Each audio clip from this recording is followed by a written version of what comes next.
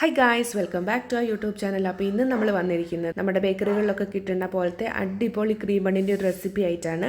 അപ്പോൾ ഈ cream bun ഉണ്ടാക്കാൻ വേണ്ടിയിട്ട് നമ്മൾക്ക് കുറച്ച് ബണ്ണ് വേണം, പിന്നെ കുറച്ച് പാൽപ്പൊടി, പഞ്ചസാര, ഒരൽപ്പം പാല്, പിന്നെ ഒരു സ്പൂൺ ബട്ടർ. ഇത്ര ഇൻഗ്രീഡിയൻസ് വെച്ചിട്ട് നമുക്ക് എങ്ങനെ തയ്യാറാക്കാൻ നോക്കാം. അപ്പോൾ ആദ്യമായിട്ട് ഒരു മിക്സിയിലെ ജാറിലോട്ട് 3 സ്പൂൺ പഞ്ചസാര ചേർത്ത് നന്നായിട്ടൊന്ന് ഗ്രൈൻഡ് ചെയ്തെടുക്കണം. അതിനുശേഷം നമ്മൾ ഗ്രൈൻഡ് ചെയ്തിരിക്കുന്ന പഞ്ചസാരയിലേക്ക് ബാക്കിയുള്ള ഇൻഗ്രീഡിയൻസ് എല്ലാം കൂടെ ഇട്ടിട്ട് നമ്മളൊന്ന് മിക്സ് ചെയ്തെടുക്കുകയാണ് ചെയ്യുന്നത്. അപ്പോൾ ആദ്യമായിട്ട് ബട്ടർ, പിന്നെ പാൽപ്പൊടി, പിന്നെ കുറച്ച് പാലും കൂടെ ചേർത്ത് ഒന്നുകൂടെ ഒന്ന് ഗ്രൈൻഡ് ചെയ്തെടുക്കണം. ഇൻ കേസ് ഈ ഒരു ബാറ്റർ നല്ല ടൈറ്റ് ആണെങ്കിൽ നമ്മളൊരു അല്പം പാലും കൂടെ ചേർത്തിട്ട് ഒന്ന് ലൂസാക്കി എടുക്കണം. അപ്പം നമ്മുടെ ക്രീം ഇവിടെ റെഡി ആയിട്ടുണ്ട്. ഇനി നമ്മൾ എന്ത് ചെയ്യണം എന്ന് വെച്ചാൽ നേരത്തെ മാറ്റി വെച്ചിരിക്കുന്ന ബണ്ണൊന്ന് പീസായിട്ട് കട്ട് ചെയ്തിട്ട് നമ്മളൊന്ന് റോസ്റ്റ് ചെയ്തെടുക്കണം. അപ്പോൾ അതിന് വേണ്ടിയിട്ട് ഒരു പാനിലേക്ക് ഒരല്പം നെയ്യും കൂടെ ചേർത്ത് നമ്മൾ പീസായിട്ട് ഇട്ട് വെച്ചിരിക്കുന്ന ബണ്ണ് ഒന്ന് മൊരിച്ചെടുക്കണം. ജസ്റ്റ് ഒന്ന് ചെറുതായിട്ടൊന്ന് ചൂടായാൽ മാത്രം മതി. പിന്നീട് നമുക്ക് ഈ ബ്രെഡ് ഒന്ന് എടുത്തിട്ട് നമ്മുടെ ക്രീം അതിലേക്കൊന്ന് തേച്ച് പിടിപ്പിക്കാം.